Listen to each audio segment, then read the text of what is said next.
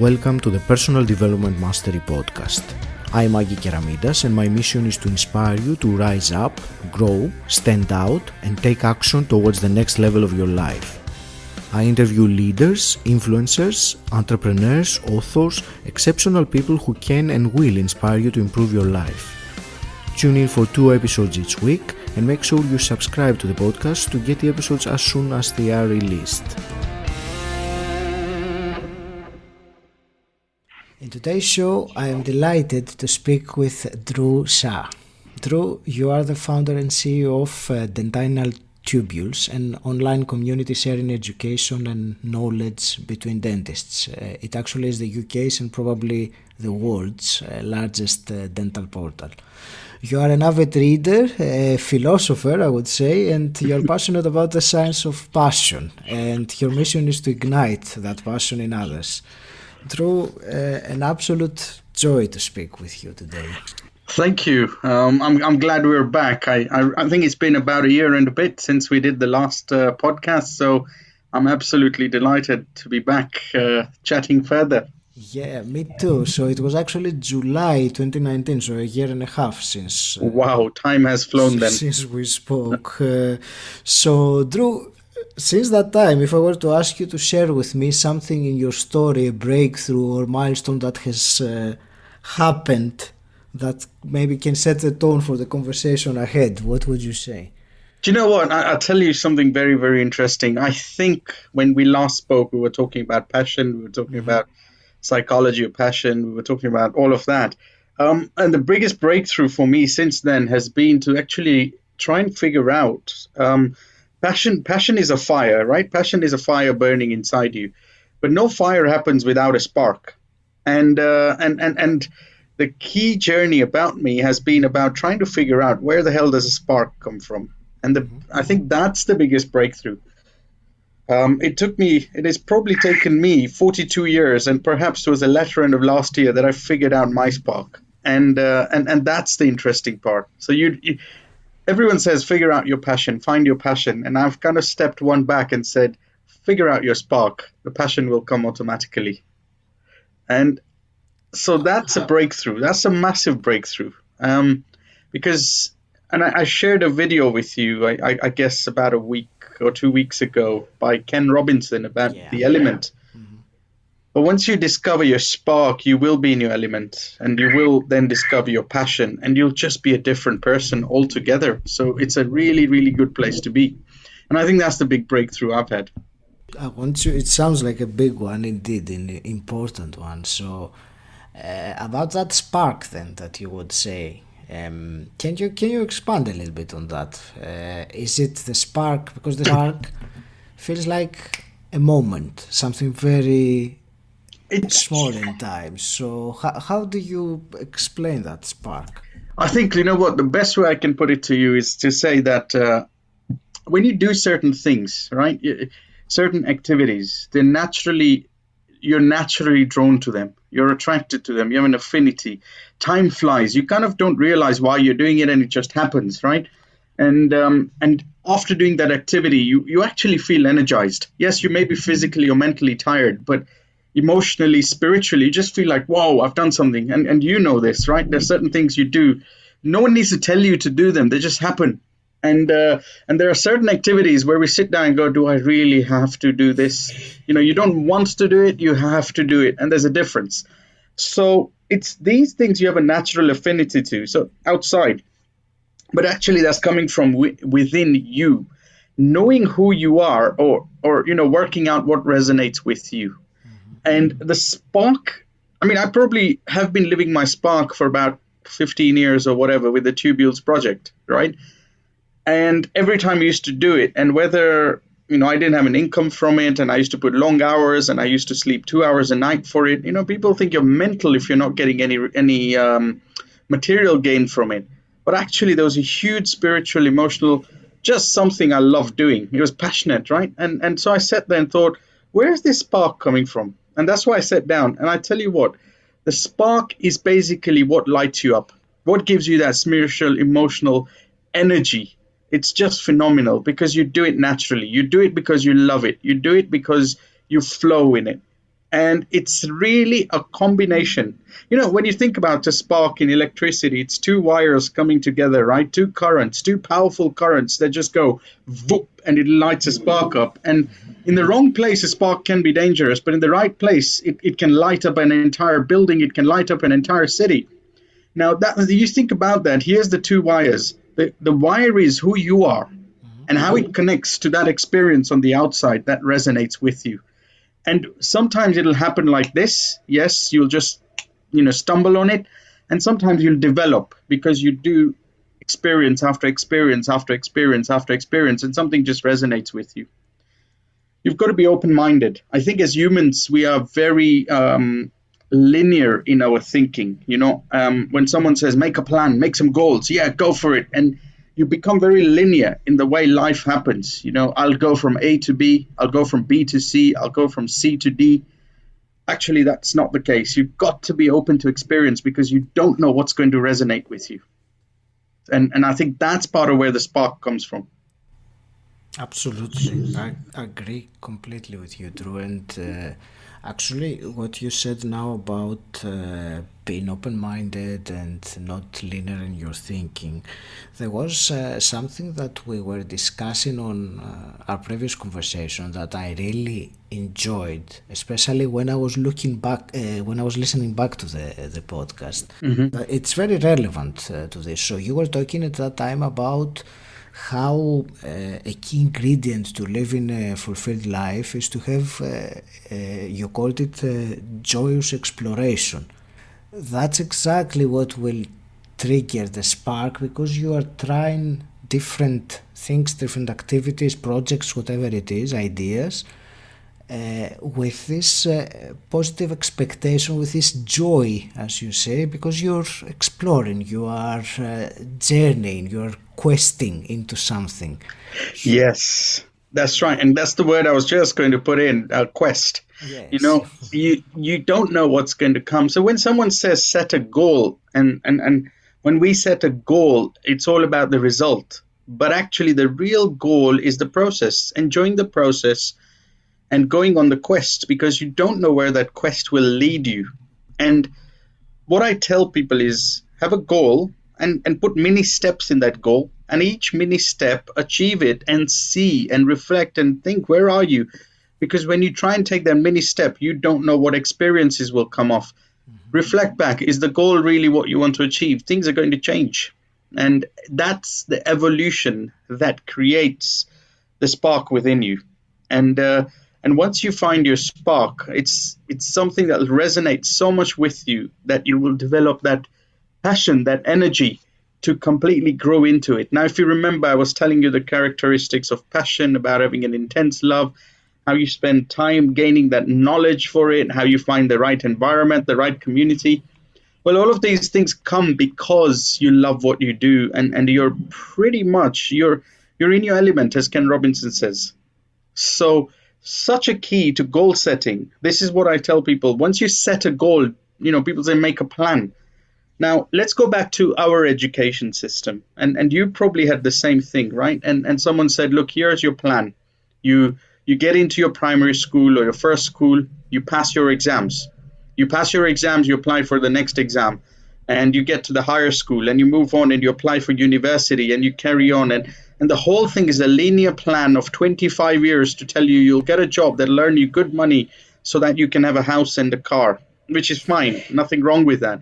The only problem with that linear plan is how many times have we, in our linear plan, lost the spark? And how many times have we missed out, or perhaps not just been open to experiences that would have enlightened us further? Now, that's what we've got to think. Yes, you need an income. Yes, you need a linear plan. And yes, you need security. But beyond that, you've got to think wider. You've got to think with a bit more open mind. And I suppose I can say, I'm a dentist, you're a dentist. And if everyone just said you're a dentist, that's what we would do. But because we explore other areas, we develop new identities. And those new identities are the sparks we create. So it's so important to do that. And it's the process. Enjoy the process. Don't keep looking at the end goal. If you keep looking at the end goal, you'll achieve it.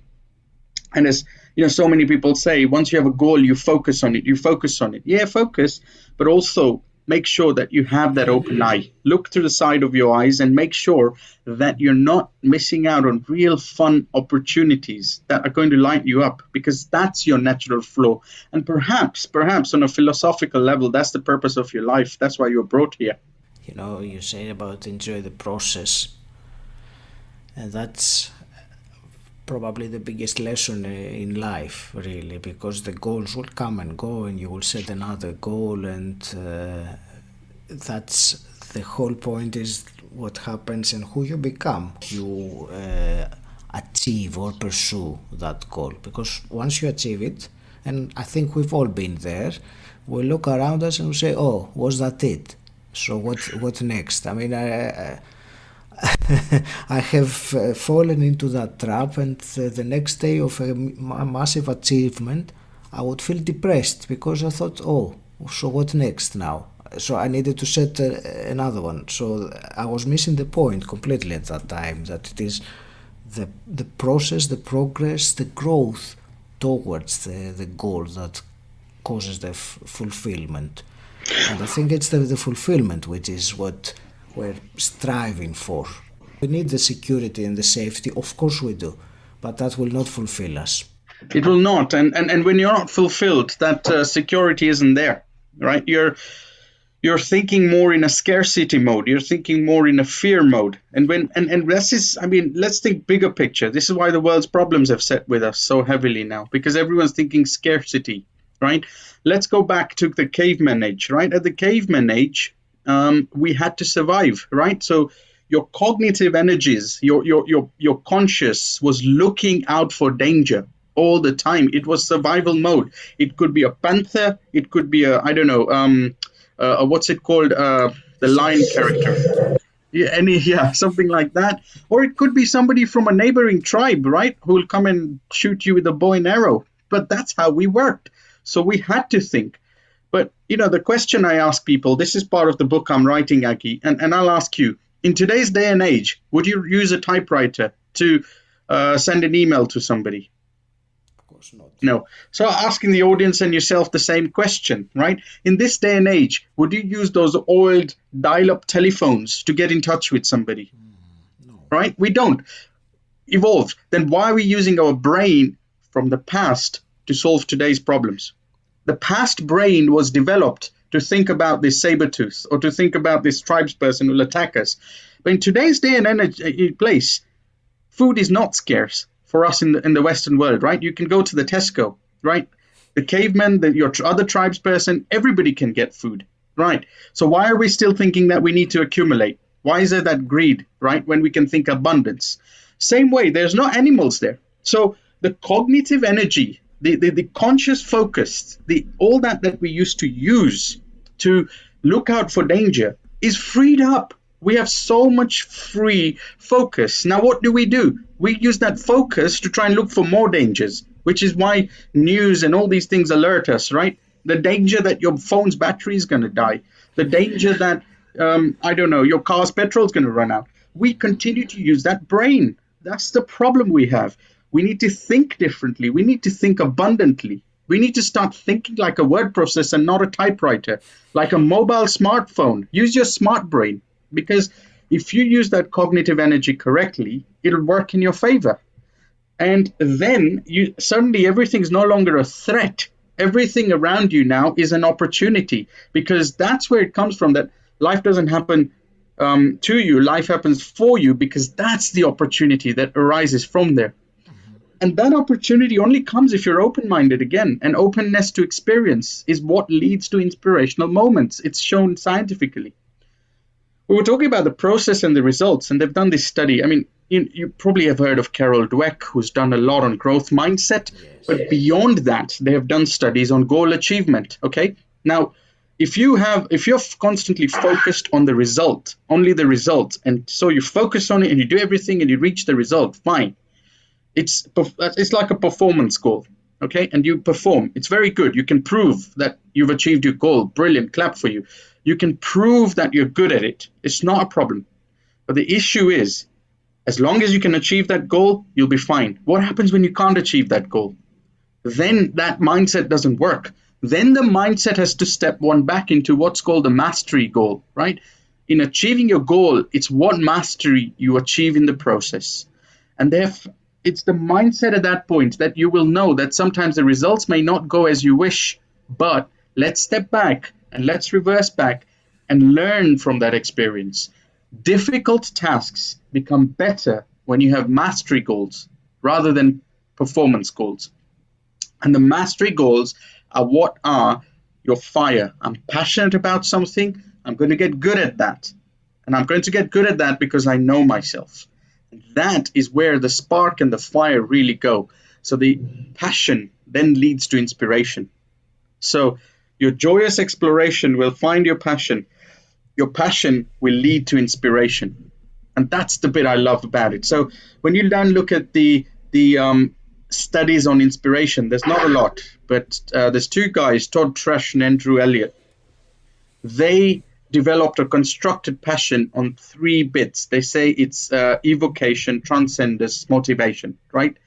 Now, evocation is something happens within you. You're evoked, whether it's an experience, whether it's another person, whether it's an event, whether it's a picture, something inspires you, right? You have no control over it.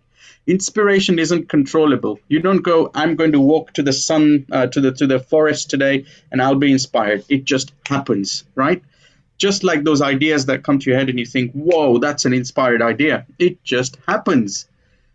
Now, when you evocation, the other thing that happens is something called transcendence. And transcendence basically is that when you get this inspired idea, you can vision something, you can feel something, you can see something that is beyond the limits of what your conscious brain could naturally see.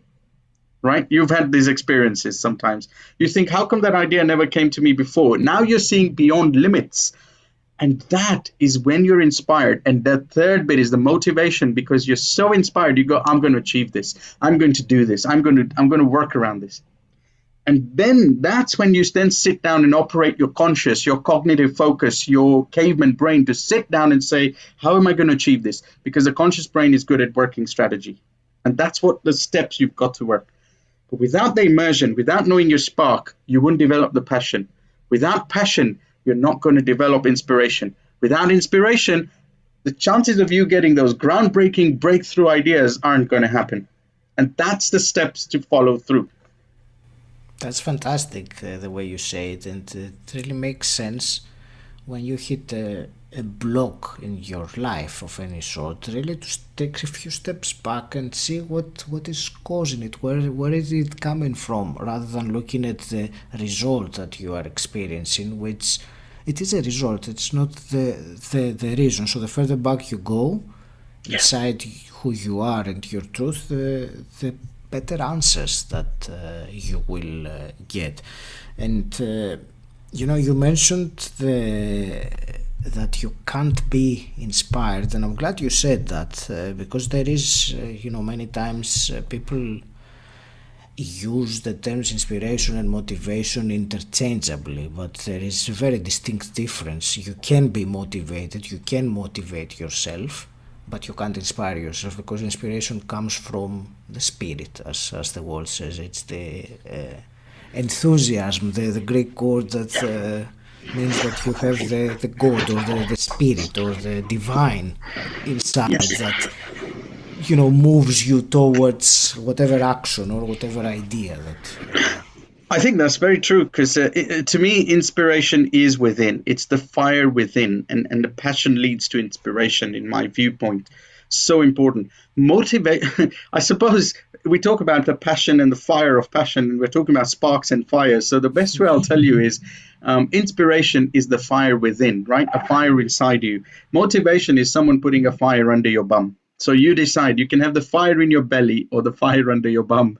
And that's what motivation is. A manager can motivate you by telling you, if you don't get your job done today, you'll be fired tomorrow, right? And that'll motivate you. Yes, it will. Similarly, I can motivate you by saying, I'll give you a bonus. I'll give you a 5 or 10 pound bonus. And you can be motivated like that. Can you hear me okay? Yeah. So you can be motivated like that with a £5 or £10 bonus. But that motivation has a limited lifespan. And in today's world, everybody works on motivation, whether it's a pay, whether it's a reward, whether it's an award. So many people who say, I want an award. External adulation is what people are looking for. Now, we have to have some motivation in life to meet the kind of demands of life, right? Whether to pay the bills. But that's not going to energize you. Inspiration, on the other side, is basically the fire from within. And this goes back to what I said, the spark. Inspiration is the spark. It's when you know yourself, when you understand who you are. And, well, I wouldn't say you understand who you are, never do. You get a deeper understanding of who you are. It's a better way of saying it. You get a deeper comprehension of how you act. Insight is so important. And when you develop that, you suddenly start realizing why certain experiences in the outer world were really resonating with you, and certain experiences in the outer world were not resonating with you. Why certain people were resonating with you, why certain people were not. And somewhere in there lies your spark. And, you know, what I say is when you find your spark, sometimes you'll make it into a living. Sometimes you may transition into making that a living. And sometimes you may not make it a living, but you must do it because it's going to keep your emotional and your spiritual energy up. It's going to stop you from using your typewriter brain. It's going to energize you enough to, think abundantly. And when you have that, when the fire is lit in you, it's not just about you. The step is basically the fire is lit in you. You're going to grow to reach your inspired goals. Whatever inspiration you've got, whatever visions transcended, you'll achieve that. But beyond that, you have to ensure that you use that fire to keep other people warm.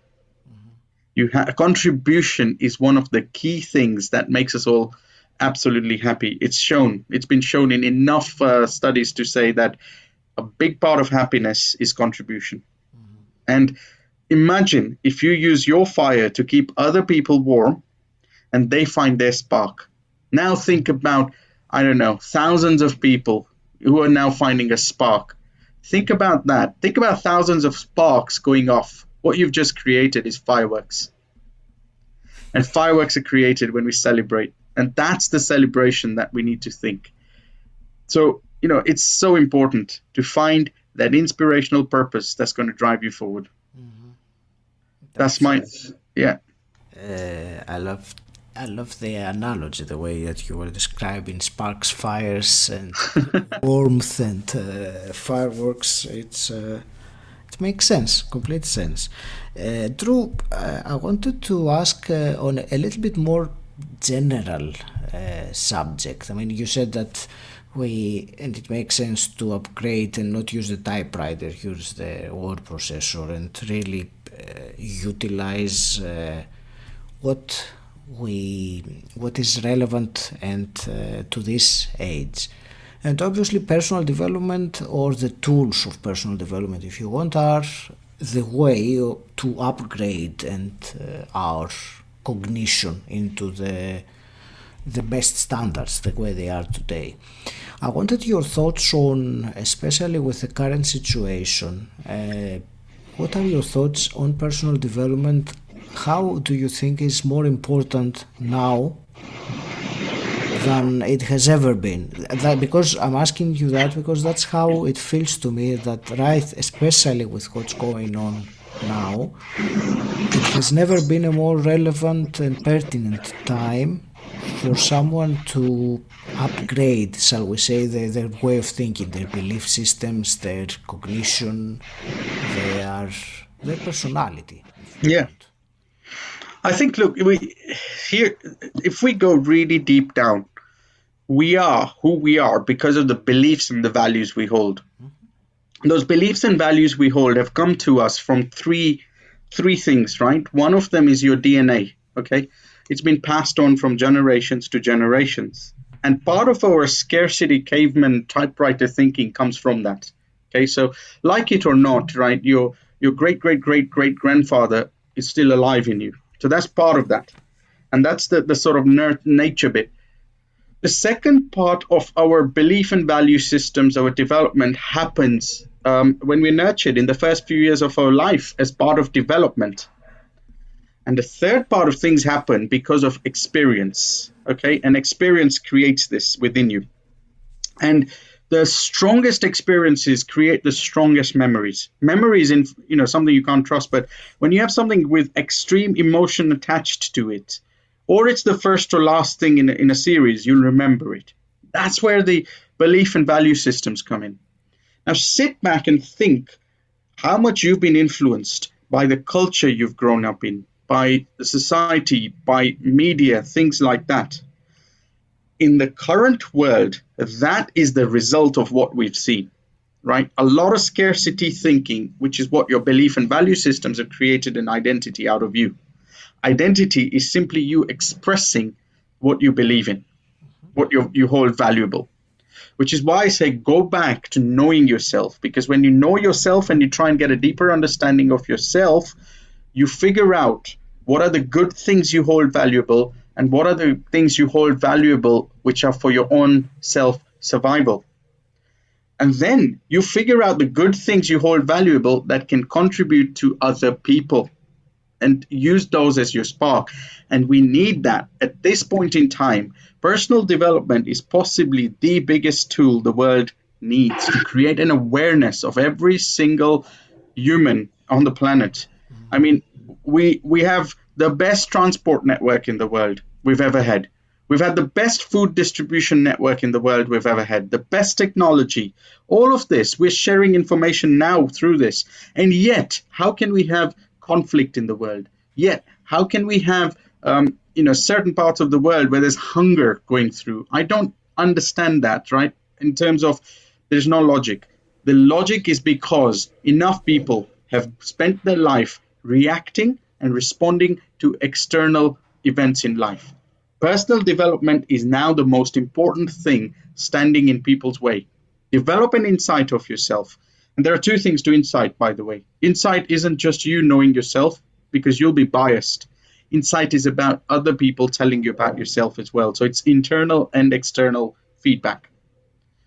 When you develop insight, you get a greater awareness of yourself. You get a greater sense of abundance of where you can give for contribution to people while serving people. And of course, you can make a living out of it if you feel, as I said earlier. And then that's what we need to do to create a greater human race. More collaboration, less confrontation.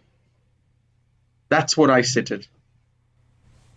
I 100%. And this, especially this time, what's going on really makes it imperative for us for people to really step up and change. We can't sustain anymore what has been going on, and if we succumb to the fear or the primitive brain and let our decisions for the future be based on safety, on scarcity, as you were saying earlier, then I think humanity is in trouble. So I'm really hoping that things, the awareness that you mentioned is awakening, and there will soon be enough people who are aware enough to make a significant movement that will kind of shake everyone else, because you know very well that still the majority are far from aware, unfortunately. But I suppose that's part of the mission that you, me, and others are on. It's with their own way to increase that awareness towards. I want to look at it as a new version of humanity, where there is indeed. I think also the other factor to put here is not just awareness. It's also the fact that the beliefs and values you hold are your identity. They're who you are. And if you really went down to it, they are your biochemistry. They are the chemicals in your system. And the big challenge you have here is that if you, suppose if you change your values, if you change the way you express externally, you're changing your identity. You're changing yourself neurochemically. There's huge change there, even in the smallest of value things, right? Even the smallest thing like, I don't know, changing your diet in the morning from 2 biscuits to 2 Weetabix. All right, it's a small change, but it's a big step because you have to change a lot of things from the belief and value that Weetabix is healthy, or you may have said, actually, it's not the best tasting, to make it the best tasting, whatever it is. It's your identity that completely alters. And humans are not that adept to changing identity. We say we're very good at adaptation and change. I tend to doubt that sometimes. And in fact, there's a good book. It's called Immunity to Change, which I know I've written by 𝗂𝗽𝗓. That's a really good book as well. It tells you we are immune to these things in a very different way. And as humans, we never act irrationally. That's the other factor. We're driven irrationally by emotion, ultimately. If we thought rationally, then none of us would be smoking. If we thought rationally, then we would all be going for 1 hour jogs every day, right? We're not. We think about an irrational way in which we're going to be emotionally satisfied. So changing your identity is going to wreak havoc with the emotional satisfaction you have. So beyond awareness, it's about how, even when somebody is aware, you create the route for change. And that becomes important. Roots for change then sit onto the fact that you're influenced by the people around you. You're influenced by what you feed into you. And if you look at people around you, social change, social confirmation, it's so important. If you want to change, if you want to create awareness, hang around the people who are doing that. It's been shown enough times that whether you talk about mirror neurons, whether you talk about social influence, whatever, it works on you. Because otherwise, you will always, there's something, the dopamine in your brain. There's just a recent study I've read, and I've just ordered the book, but basically anything you read or say that confirms to your beliefs gives you a dopamine hit. Now, think about that. If I have to change you and it doesn't confirm to your beliefs, you're not going to get that dopamine hit. What's that going to do to you? I want to do it. I don't want to do that. Yeah. Exactly. And I think that's the big change we all have to sit and think very carefully about. And I think it goes back right into the younger generation, not in education, telling people, find their spark, encourage creativity. Don't encourage academia that enhances exam passing. Encourage creativity in young, growing children, teenagers. Encourage them to express themselves and create that social conditioning at that point. And in that hope that will then deliver purposeful change as they grow older. And what we miss in all of this is leadership. Now, leadership is key in initiating moving change, because you will change if it starts matching your goals. Mm-hmm. You will change if something is valuable to your goals. And how can we merge goals together? Whatever your goal is, whatever the goal of the person next to it is based on certain needs. It's our needs that transfer into goals, ultimately, right? Whether we know it subconsciously or consciously. Can we merge those needs of people? Because if we merge the needs of people, then I think all of us as humanity will work together in a more positive tone. Yeah, that's what I would say. I probably deviated into a bit more social areas. I love the merging. It's very inspiring, Dhru. I actually want to start, it's fascinating. I want to ask you a couple of quick fire questions as well, because I wanted to get your thoughts on this. So first one I always ask is, what does personal development mean to you? Becoming a better version of yourself to improve humanity. That's great. I like the twist in the end. Yeah, because it's not personal, is it? It starts from you, but it's for us. It's like the sun, isn't it? You're asking what do the sun rays mean? It means the sun's got to give out more rays to light up the universe. Dhru, tell me, if you could meet your 18-year-old self and you could give him a piece of advice, what would you say? I'd say don't do dentistry. Believe in what you do and go and do it. Be your creative self, express yourself, and don't follow the linear path that life tells you. Amazing. Is there anything that you were really hoping we would discuss today and we completely bypassed it?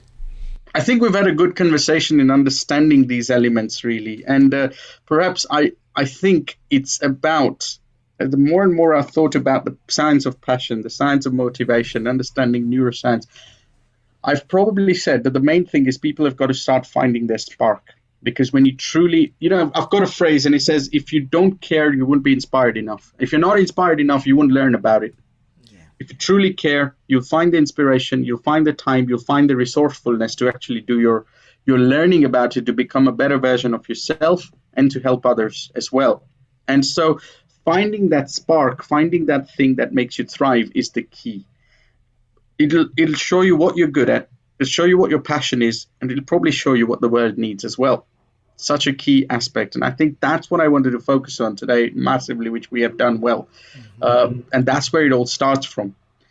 In finding your spark, you will find a lot of resistance. People who don't believe in you, people who wonder what the hell you're doing, people who think you're mental, whatever. Just believe in yourself. Hope and faith are perhaps two of the biggest things that we carry. Hope and faith. Without hope and faith, we are nothing. Now, I'm not saying be optimistic. You've got to be realistic and optimistic at the same time. Optimism is saying I'll achieve my goal no matter what happens. Realism is about knowing the obstacles that are in the way, but knowing you'll overcome those obstacles to reach the goal. That's hope and faith, that things will work your way. Ultimately, that's personal development for you. Personal development is you're going to meet challenges. You've got to keep pushing beyond them. If you truly believe in something, then please keep doing it. I think that's the main key to say. A very empowering message, Dhru. How can people connect with you and find out more about who you are? They can find me on Facebook, Dhru Shah. They can find me on Twitter at Dentinal Tubules. Instagram, I'm Dhru at Dentinal Tubules. And if people want to email me at the moment, you can get me on dentinaltubules@gmail.com. I'm pretty approachable. If you can't get hold of me and you really want to speak to me, get hold of Agi. He'll get hold of me very quickly. So that's not a problem as well. I think, Agi, how many podcasts have you reached now? This is my new podcast now is almost 10,000 downloads now. Amazing. I mean, what you started as a journey a few years ago is phenomenal. And yeah, Dhru, it's been an amazing, and I would love to really document it more than I do, because it's I'm realizing many things that everyone realizes once they reach a certain level. They look back and realize that the journey, what we have been through, what needs to happen in order to go there, whereas the others see where you are. They don't see the road that you've been on and that's I know that everyone can relate to that once they've done it, so I'm realizing that myself very much. So and I think part of that road is going back and when I say knowing yourself, reflecting and self-authoring, as I would say, really brings out a top journey. It brings out your qualities, brings out your values. So much more comes out of it. And I think it's powerful. What you're achieving is very powerful. Thank you very much for this conversation. I find it fascinating and some very useful things that we discussed. All the very best with you, both personally and professionally. Any last parting words? I guess I'll tell you what, I think my last parting thing to anybody is going to say that don't look out for leadership in others. If you want to go somewhere, become the leader yourself. Think about a jigsaw puzzle. If you don't know the pieces of the jigsaw that make you up, you're not going to know what from the outside can fit into your puzzle. So the key is become the leader that leads yourself. Thank you for listening. If you enjoyed it, please subscribe and rate Personal Development Mastery on Apple Podcasts, and also share this episode with someone who you think will benefit from it. If you want to become part of an exclusive community, gain access to unique content, and at the same time support this podcast, then become my patron. The link is in the show notes, or you can type bit.ly/pdmpat. If you want to know more about what I do and how I can help you, join my Facebook group Personal Development Mastery. Again, the link is in the show notes, or you can simply type bit.ly/pdmgroup. And until next time, stand out, don't fit in,